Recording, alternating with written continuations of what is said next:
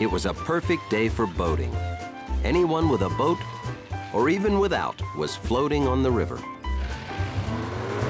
George had never seen so many different boats in his life. And then he saw a boat that wasn't like any he'd ever seen before. A boat full of cars.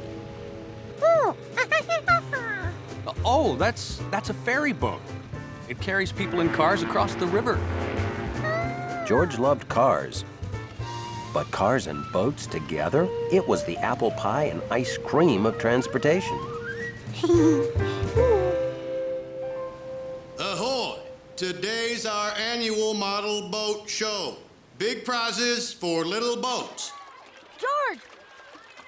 Over here! What do you think of her, George? Sailors call boats her. I bet a city kid like you never knew that. Yeah. You made that, Bill? Yes, sir. Well, that is pretty impressive, isn't it, George?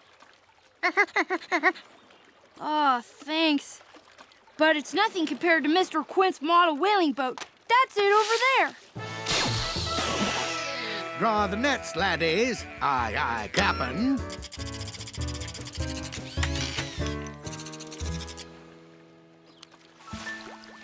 And over there is Mrs. Rankin's Ark.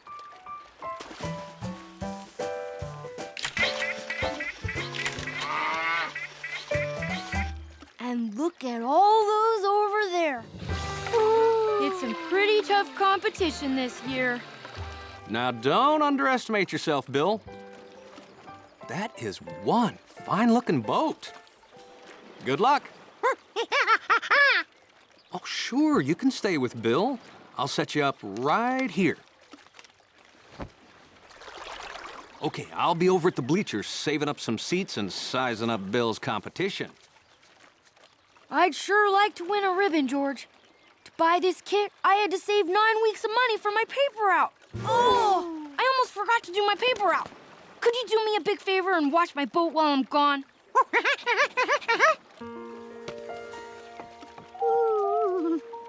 See you soon. George knew boat watching was serious business. There were a lot of nice boats here, but not one person had built the greatest boat. A ferry boat. Maybe he could build one.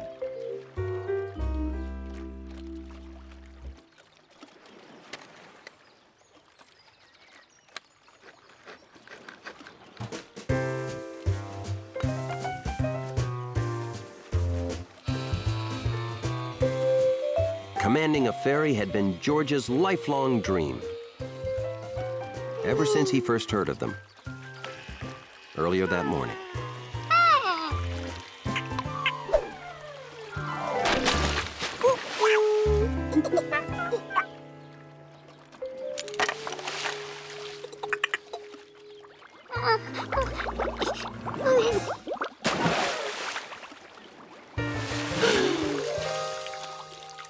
Luckily, Bill's boat looked good as new.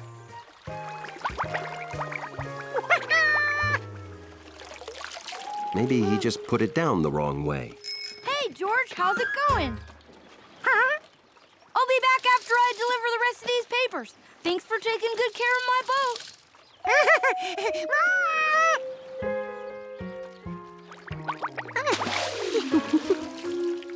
George couldn't figure out what he'd done to it. It looked perfect. But he knew one thing. No! Bill couldn't enter the contest with this boat. George had to build him a new one, and fast. Unfortunately, George had no idea how to do that.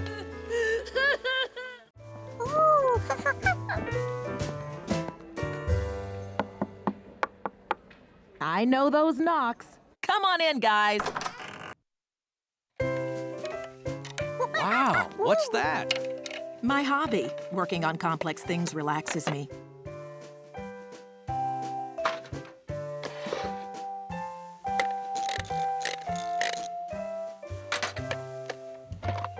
Ah. Have you ever seen such a beautiful clock, George?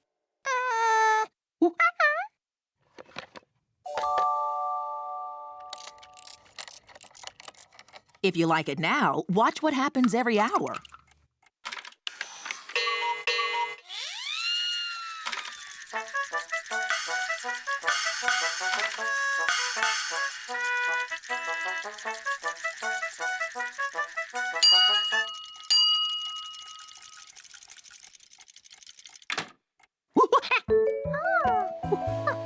So, what do you think?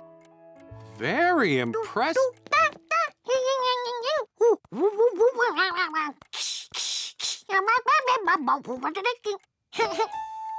I'm glad you liked it, George.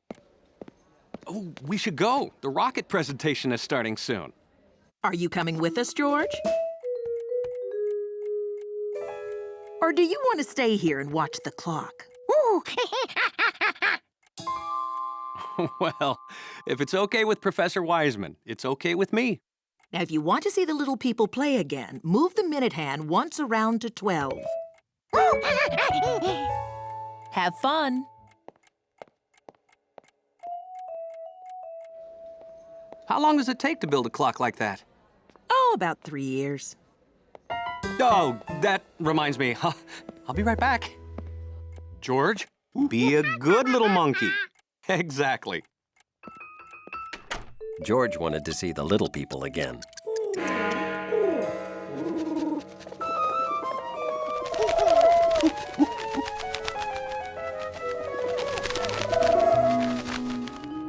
That looked like George's friend, Compass, the almost homing pigeon. Because when all the other homing pigeons homed in on the statue, he almost made it.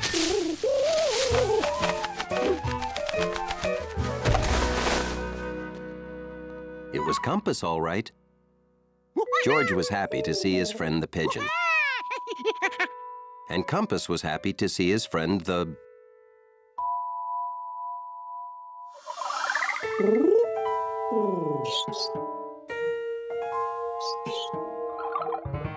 Well, whatever George was.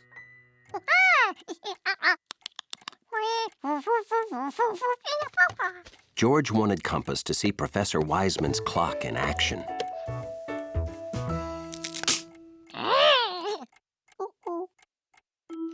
He couldn't fix the minute hand, and that's what made the little people play.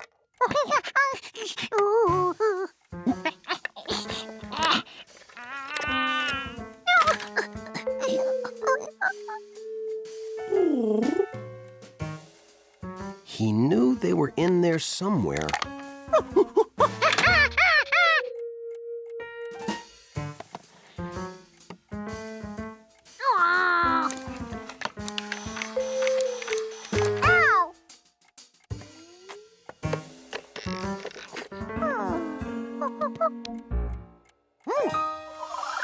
George remembered there was another way into the clock. The back.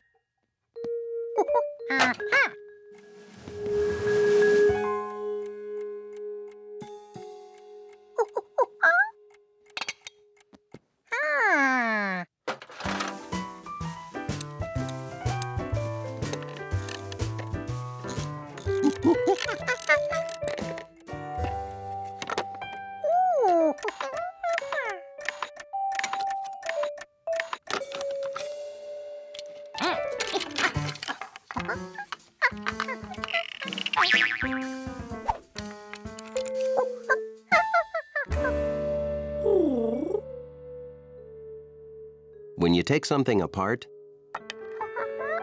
it's a good idea to pay attention to what went where. It was a perfect day to just walk down the street smelling.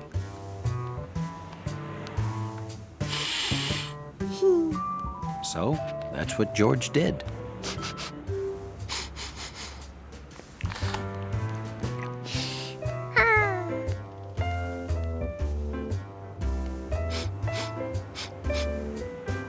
George's nose took him to all the best smells. Then he reached Monkey Nose Heaven. Hello, George. It smells better back here, you know. George couldn't believe all those different, plain-smelling things could become an amazing donut.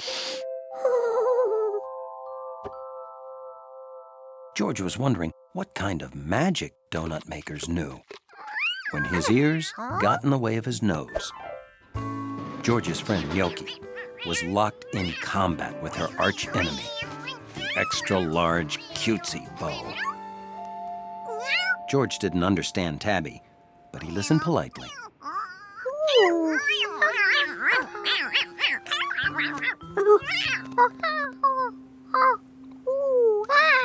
Gnocchi was thrilled to be free from looking cute. George was officially a cat hero.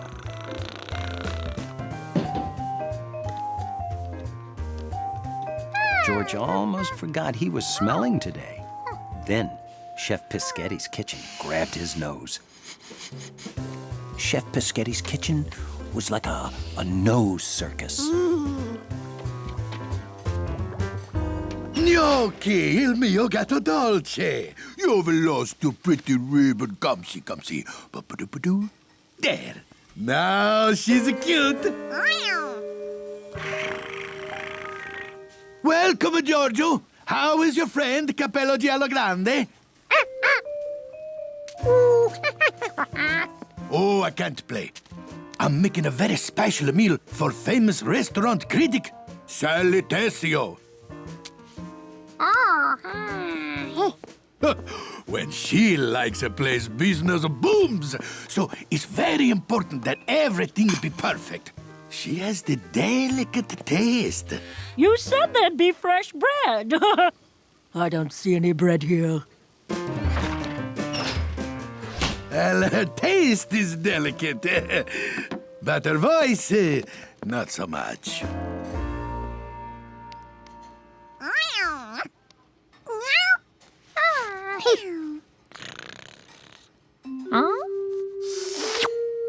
This hard stuff was spaghetti? Didn't smell like anything.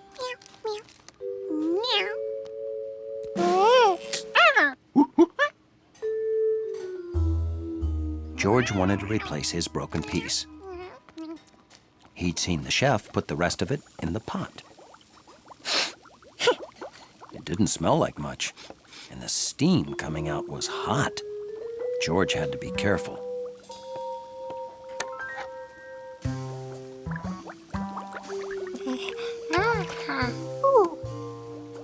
It had changed. Maybe it wasn't just donut makers. Maybe all kitchens were magic. Here was a pot that turned crisp things into floppy things.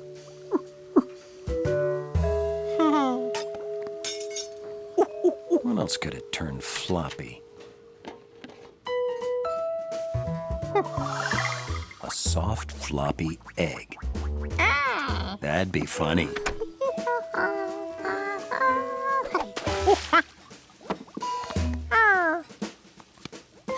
Good candidate for floppification.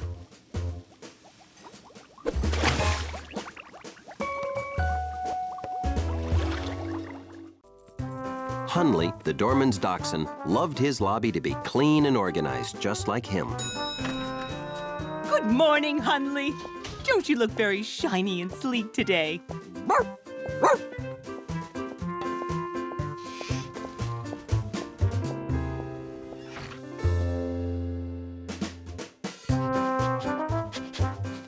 Being long and low made him an excellent finder of lost things.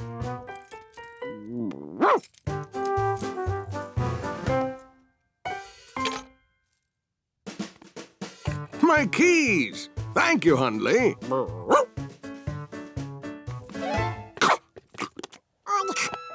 Dante says thank you, Hunley.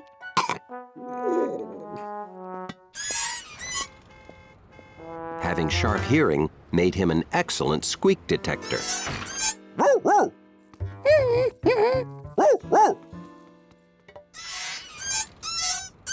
Good ears, Hundley. A doorman's door must look and sound perfect at all times. And his uniform must be spotless.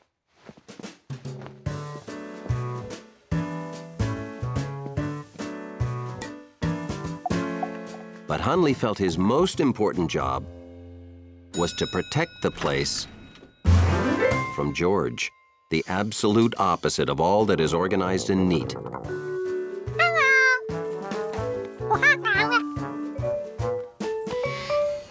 Package for 217. Let's go, Hundley. 217.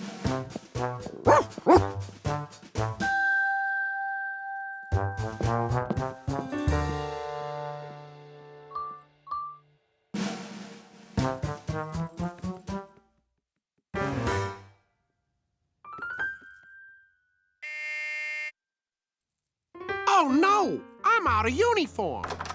Delivery, I rush right up. Right on time. I buy and sell autograph balls. Very expensive. This one's Freddie Frikikio. I have a lot more balls coming today. Valuable collector's items. Don't worry. Hundley and I'll make sure they're safe. Out of uniform. Ugh.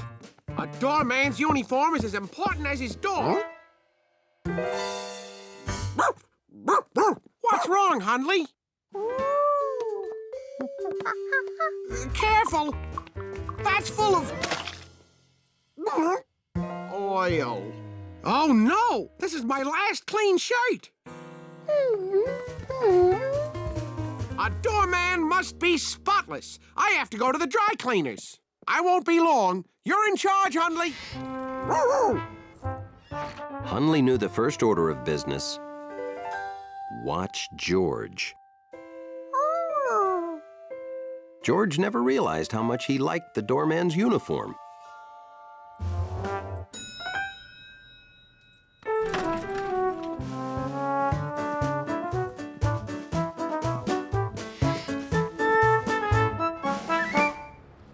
Hunley had never gotten a salute before. He must have been doing an exceptionally good job.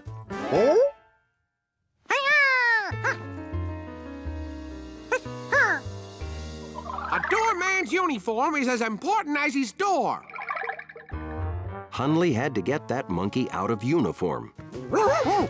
But he still had a job to do. I see you have a new partner, Hunley. You're both so handsome.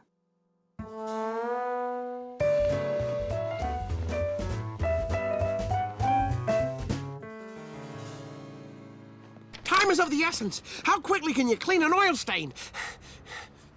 An oil stain about this size? An oil stain exactly that size. That exact oil stain.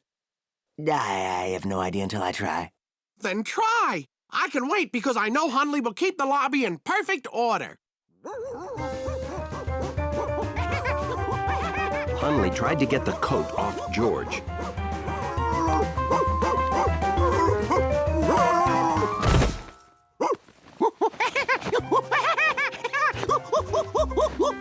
Which is how he found out George was ticklish.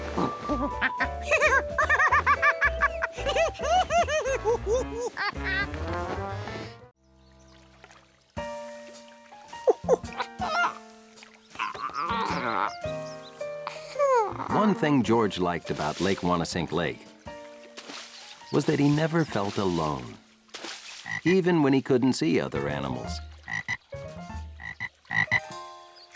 He could tell they were out there.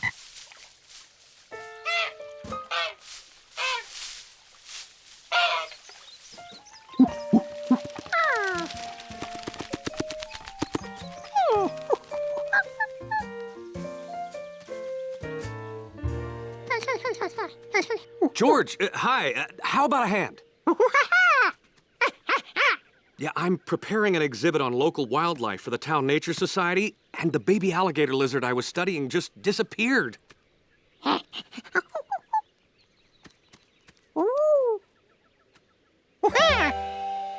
Thanks. Have fun at the lake?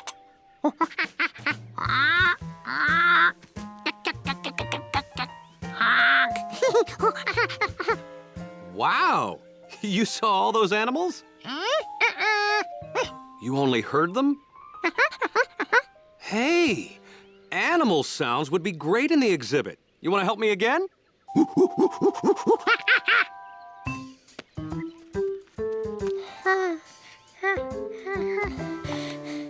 Okay, just point the microphone toward the sound till you hear it nice and loud in the headphones. Then, push this red button to record it.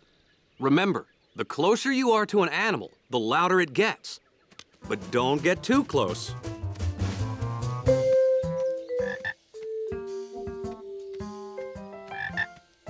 This was simple for a smart monkey. All he had to do was follow the sound as it got louder and...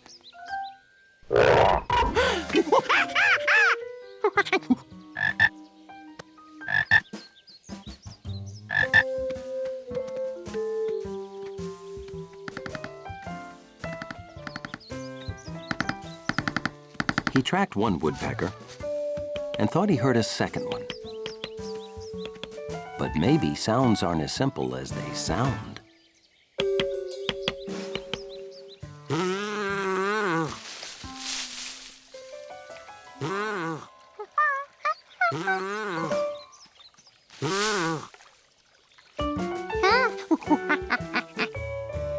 George was collecting pictures of all the sounds he had heard outside. Then he heard a new one, inside. George knew how to track a sound. This was different. It got louder, then went silent. Then it was far away again. This called for a second opinion. 151, 152. Wait. Oh, hi, George. Yeah, can you wait till I'm done with the moth census? Okay, I'm coming.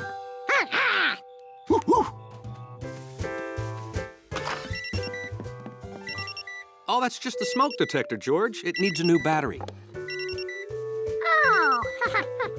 George wasn't sure this was the same sound he'd heard before. And now, back to my moths.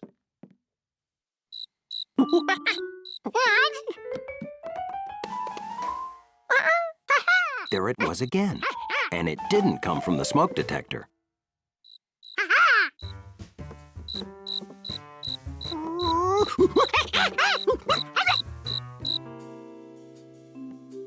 That thing was here somewhere, and he knew he could find it.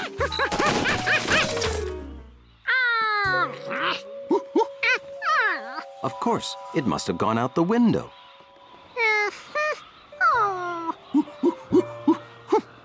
It was loud, it was soft, it was here, it was gone.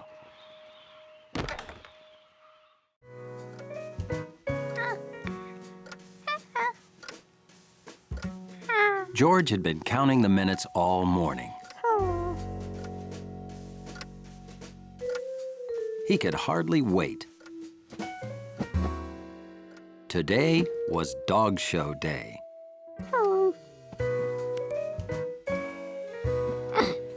Looking forward to seeing your first dog show, George? Dog show. The idea of dogs putting on a show sounded better than anything he'd ever heard. If that's Professor Wiseman, would you please let her in?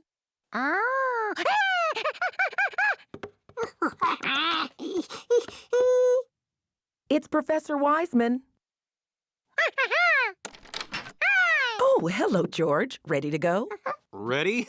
I have never seen him so excited. I can't go, remember? I have to finish crunching these numbers. Bye.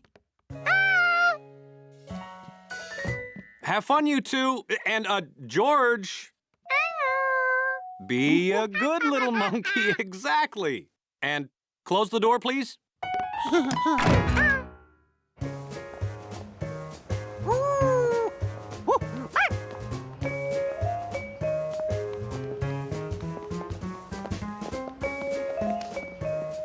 George got more and more excited until the show began. And he found out that a dog show wasn't dogs putting on a show. It was people showing their dogs to each other.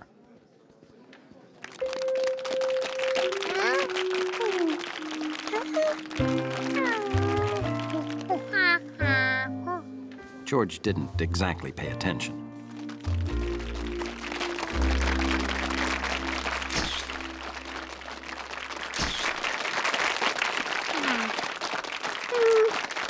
How'd you enjoy the show, George? Aren't all the different breeds fascinating? Would you like to see the winners up close?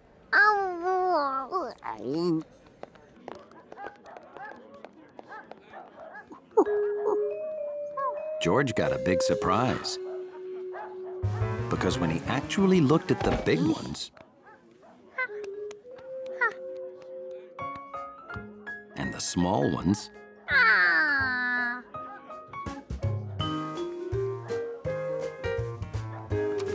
and the crazily hairy ones,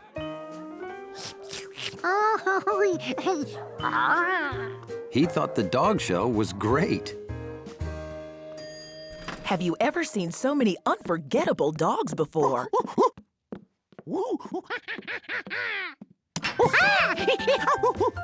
Okay.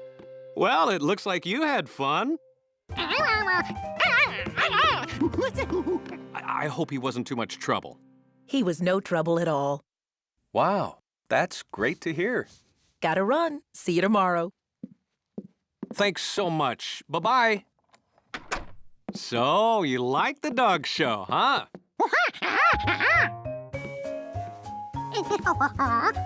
George wanted to tell the man about all the unforgettable dogs he saw.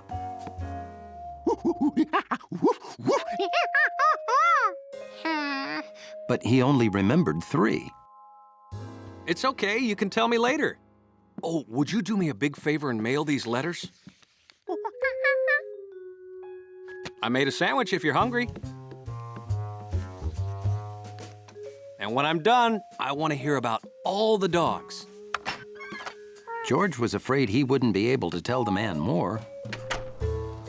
Because no matter how hard he tried, he could only remember 3.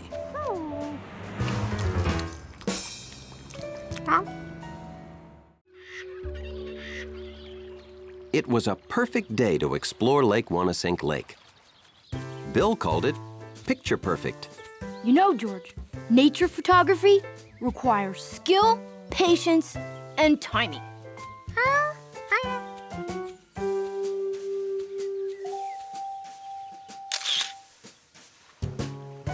Remember, George, to cross a log, you need exact foot placement and a keen sense of balance.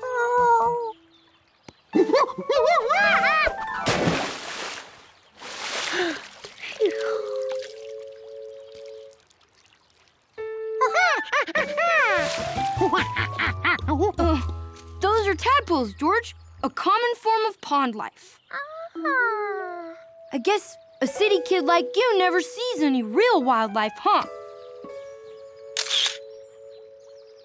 Hey, why don't we take some back home and observe their growth? While collecting tadpoles, both proper net control and collecting jar placement are crucial.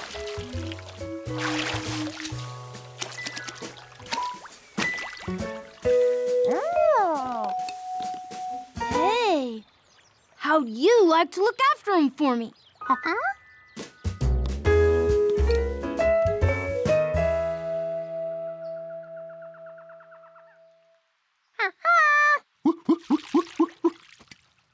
Do the tadpoles like the lettuce I boiled for them? Now remember, I want you to watch them closely for me. They do some amazing things as they grow. Keep them safe in that bowl, and they should be just fine. And so, on that gloriously sunny day, George became the proud caretaker of a bowl full of tadpoles.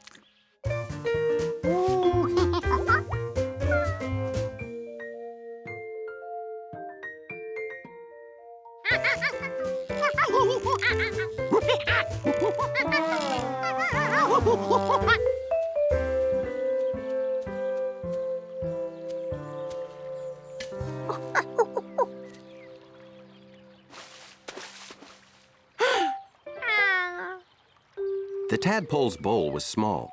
George thought they deserved to stretch their well, whatever a tadpole stretches, and decided to let them enjoy a quick swim in the lagoon while he went to get their lunch.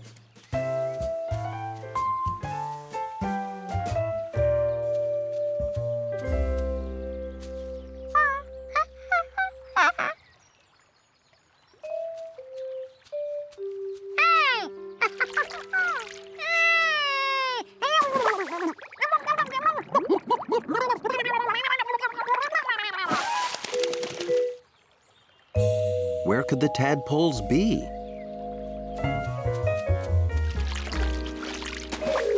What would he tell Bill?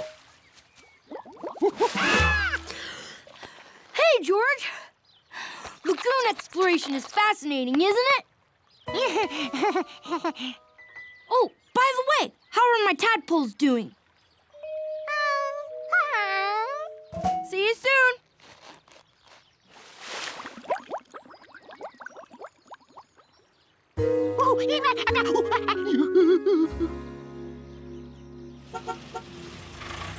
Time to go back to the city, George.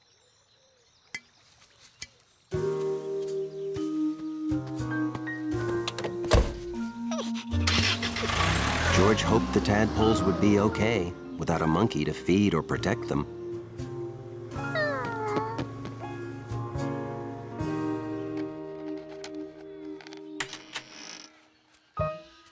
George!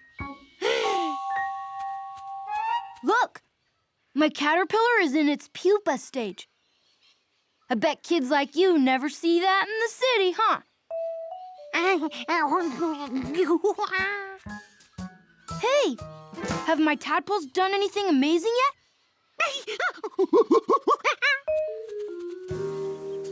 Weeks went by before George returned to the lake. George still couldn't find the tadpoles, but they had to be in the lagoon. Unless...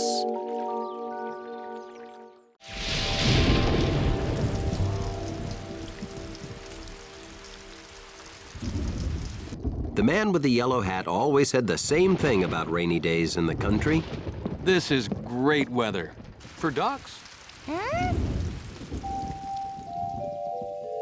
And when the rain stopped, it was great weather for monkeys.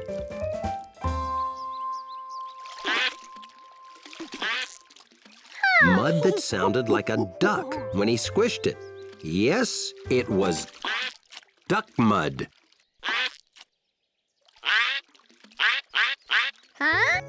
He knew he didn't squish that quack out. He had discovered self-quacking duck mud. Okay, it wasn't duck mud. There were real ducks.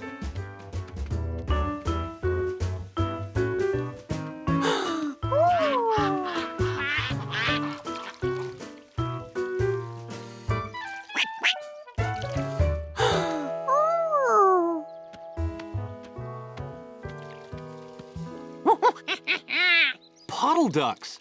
See, George, I told you it was great weather for ducks.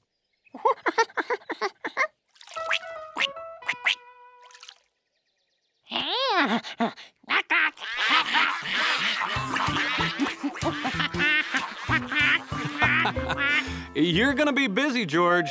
Have fun. Jumpy Squirrel suddenly became aware of two things. The rain had stopped, and that hairy duck looked familiar.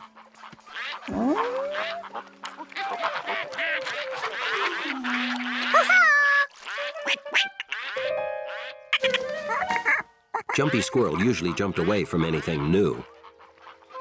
Peking duck was the same way. Maybe that's why they became good friends instantly.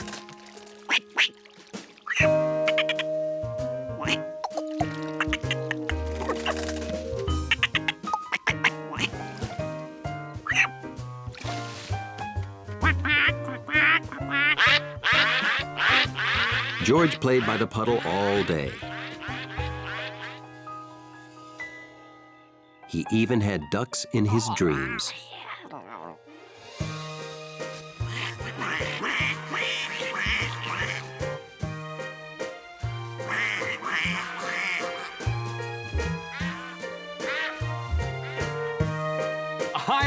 always knew you were meant to be a duck. Have a nice flight.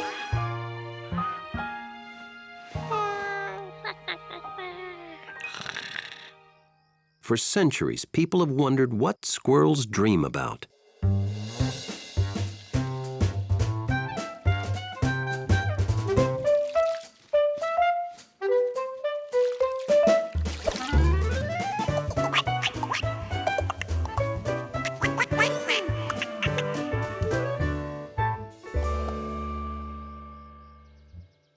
The next morning, George raced out for another day with puddle ducks. Something was wrong. The puddle was smaller, a lot smaller.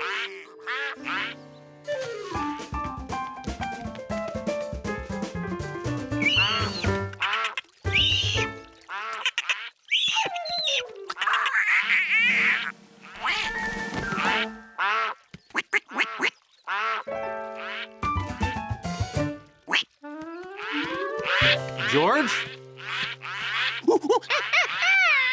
Wow, that puddle sure shrunk. Well, puddles soak into the ground. They don't last forever.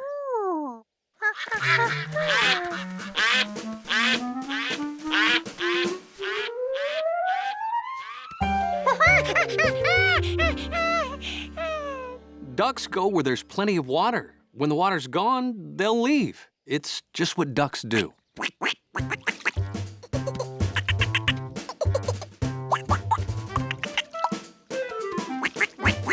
You want to come with me to mend fences at the Rankins? Or play with the ducks before they go? For a professional lobby dog like Hunley, it's nice to catch a nap when the lobby is peaceful. But when George lives in your building, guarding against monkey mishaps is always more important than sleep. Good morning. Headed out to have fun? No, going to Dr. Baker for my annual checkup.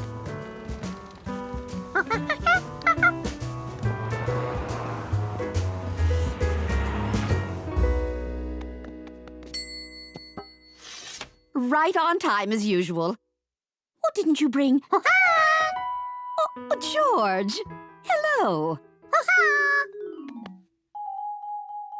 Have a seat in the waiting room. I'll call you when the doctor's ready.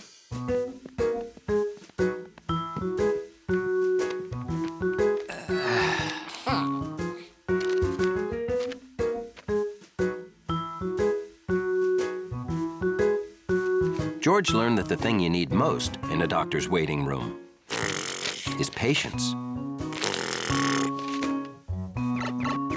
A mysterious sound. George listened as quietly as he could. Dr. Baker will see you now. Oh, great. Come on, George. We're finally getting out of the waiting room.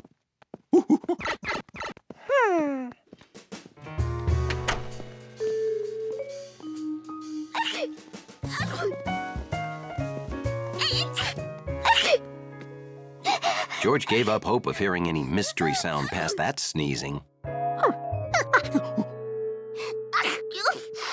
I'm still waiting for Dr. Gesund. Well, I'm sure he'll be right with you.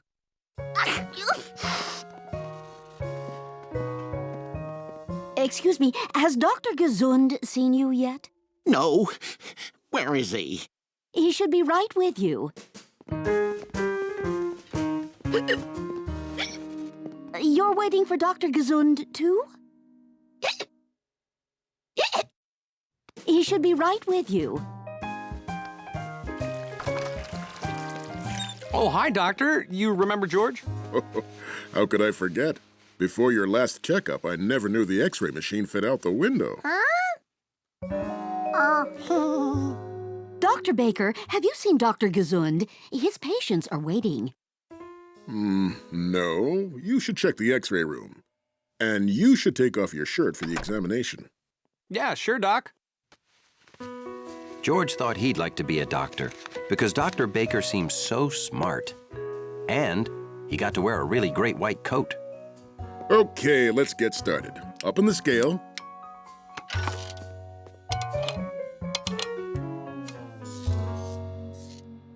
Whoa, I think you need to cut out the desserts. You've gained some weight. What? I have maybe one donut a month. I run marathons. It's impossible.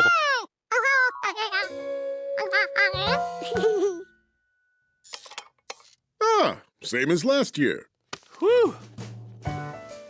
This is how I check his reflexes, George.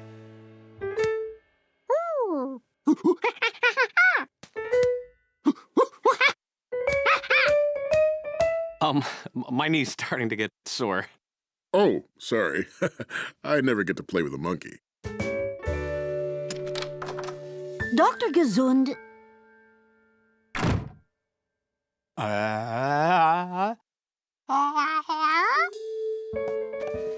Okay, take a long, deep breath. Oh, I don't like the sound of that breathing. No, George was... Whoa.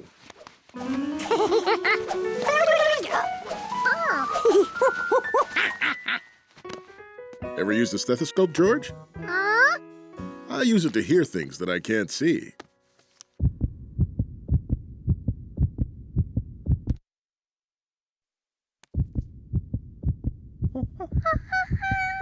That's the sound of my heart.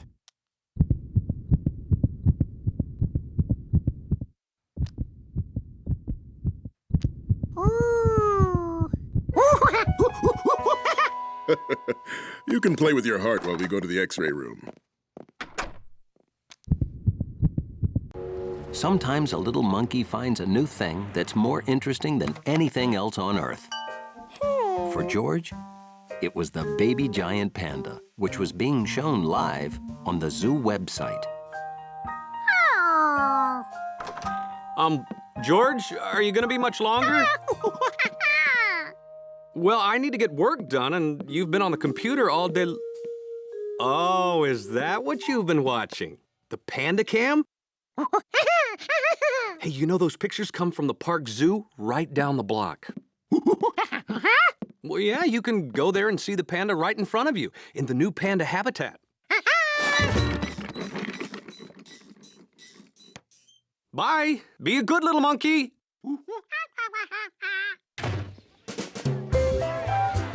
There was one thing on George's mind.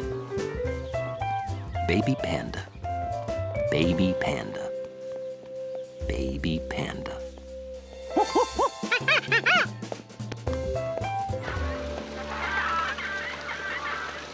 Look, Mommy! Flamingos! George didn't want to go the wrong way and lose any panda time. How could he choose a path?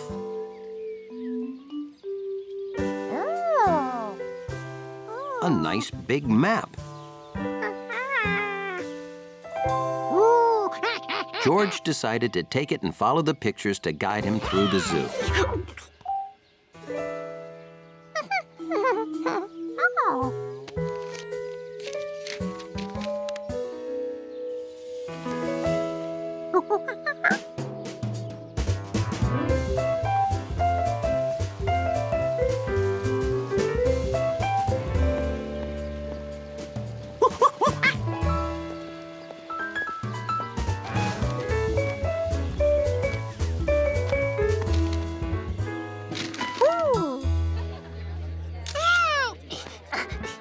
He'd found the pandas.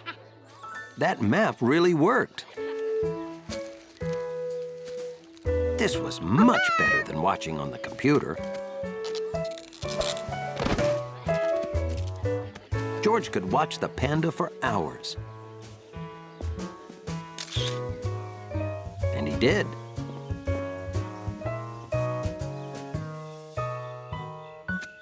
Until he felt like that baby would never get any leaves to eat.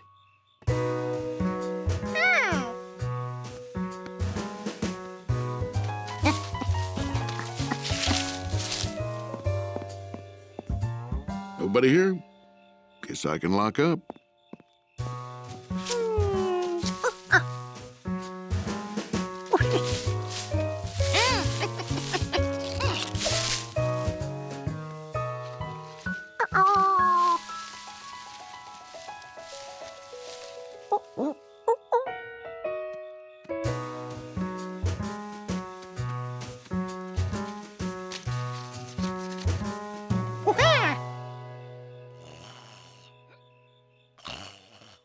Time flies when you're watching pandas. George realized he'd better go before they close the zoo.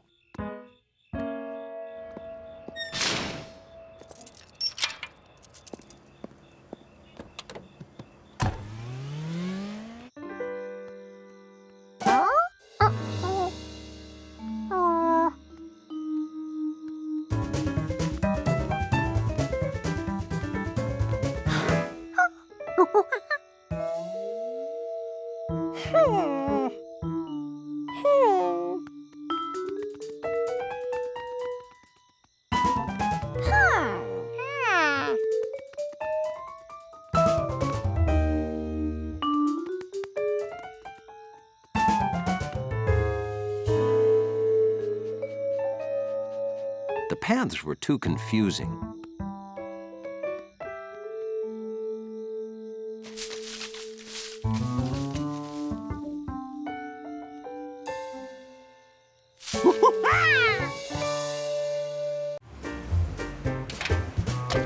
George liked visiting Professor Wiseman because she did so many different things. This time, she was helping out on a rocket launch. And the man with the yellow hat was going to ride the rocket.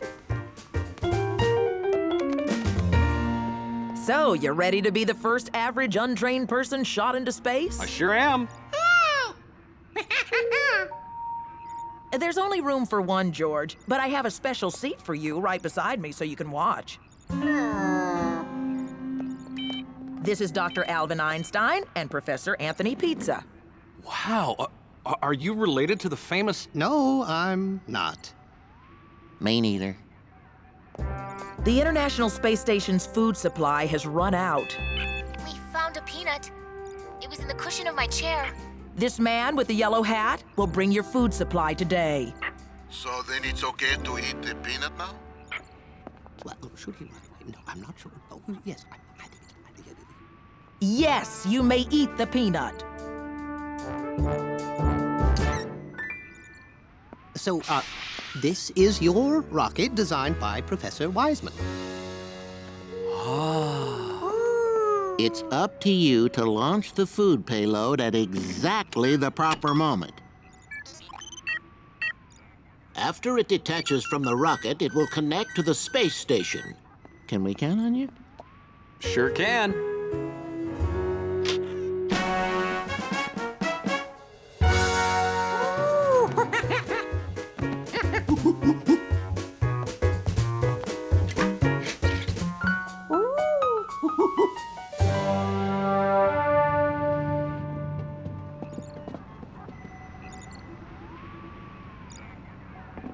Professor Pizza and I are loading extra experiments you'll deliver with the food. George wanted to see what these experiments were. George, careful. This is an expensive, high-tech... raccoon? They'll live at the space station so we can study how they adapt to life in space. George could see into all the containers except this one. What was hidden in there?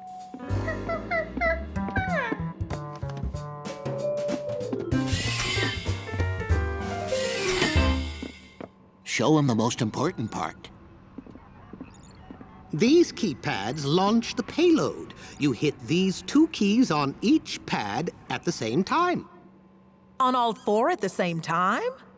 Yes, at the exact moment the rocket passes the space station.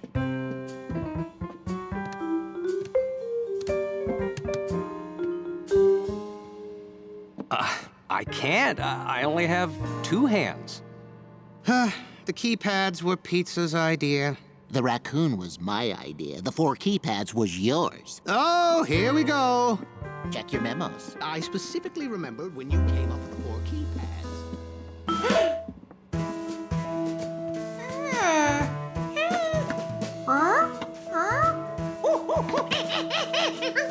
Oh, we have to scrub the mission. Or find an astronaut with 4 hands. Hey.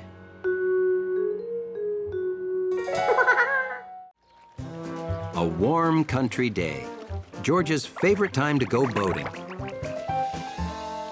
Toy boating, that is. Even a toy boat captain can hit rough seas in his favorite perfect pond.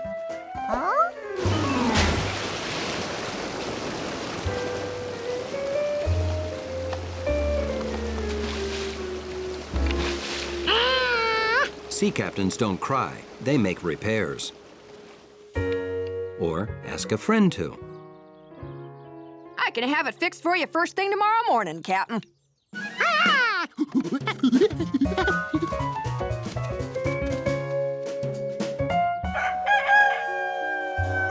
So, at exactly 10 seconds before the first thing the next morning... Right on time. There you go. Ready to set sail again. George rushed back to his perfect pond to set sail.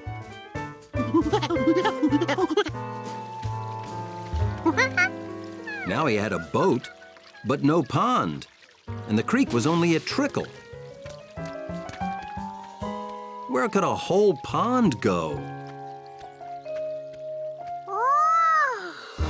He didn't find his pond, but he found a strange wall in the creek.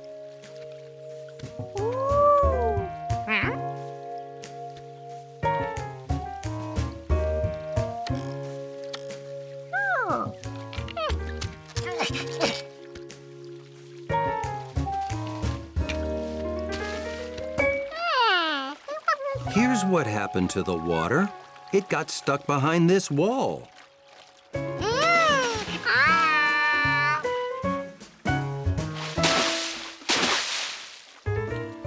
Hey, George! Looking for the beaver family?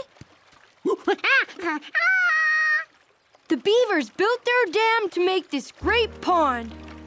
Bet you never see beavers working in the city, huh?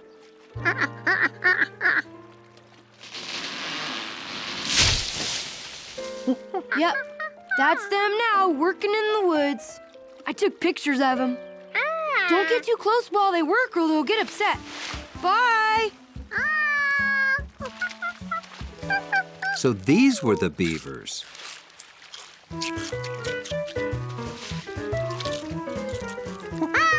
George tried to tell them their branches were floating away. He must have gotten too close.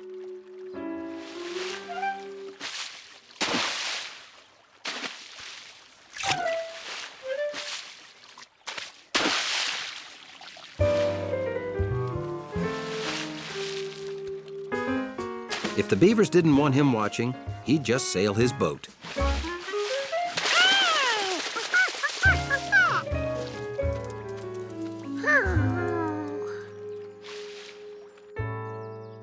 If they wouldn't share their pond, he'd make his own. All he had to do was build a dam like they did.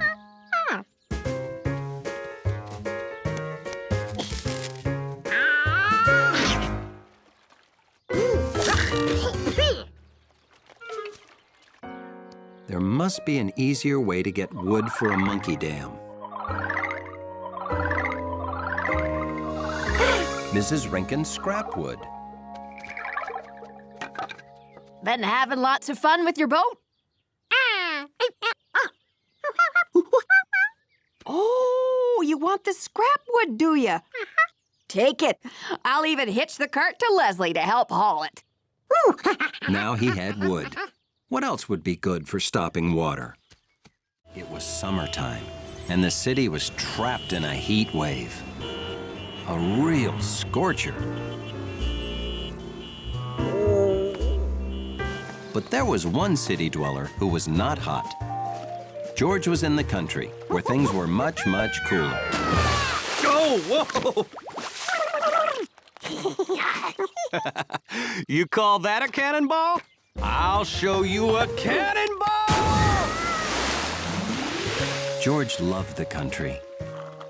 It had lots of great stuff the city didn't have. You could hear frogs croaking. You could feel the breeze from a hummingbird's wings when it spun around the flowers. At night, you could see a sky full of stars. What you doing, George? Stargazing? No one knows exactly how many stars there are. Not even scientists. That's when George thought, maybe it's time somebody found out.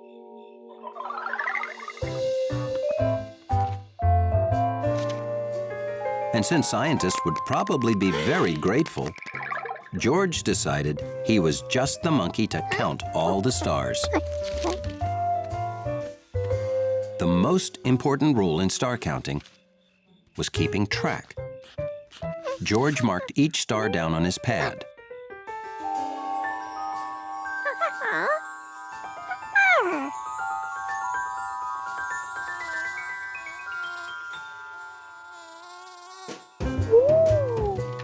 The two most important rules in star counting were knowing the difference between stars and lightning bugs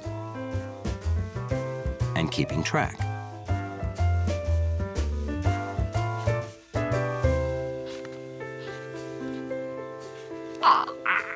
Third rule, the other two rules don't matter if you don't stay awake.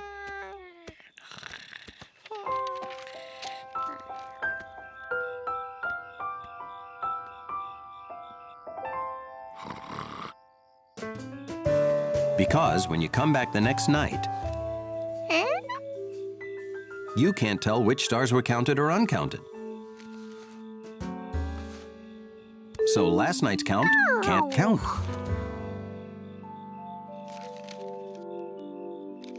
And you have to start all over. The only solution, counting them all fast before you fall asleep. Like this. 1, 2, 3, 4, 5. 1, 2, 3, 4, 5. 1, 2, 3, 4, 5. 1, 2, 3, 4, 5.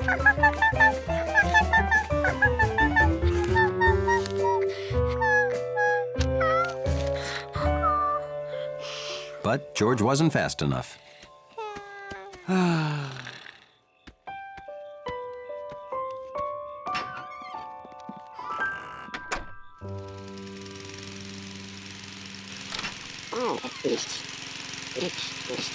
Morning, fellas! Oh, hi, Bill. George was up late counting stars. Too bad you can't count them now, huh? They're always there, you know. We just can't see them on account of the sun being so bright. George wasn't so sure about that. He wondered what really happened to stars during the day. Maybe they slept. Or maybe they got blown out like candles. Then again, maybe there was a guy named Lenny who just pulled a switch. Wherever they went, you can't count something that isn't there. George wasn't gonna quit.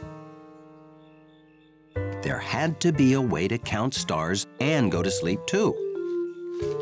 He just had to figure it out.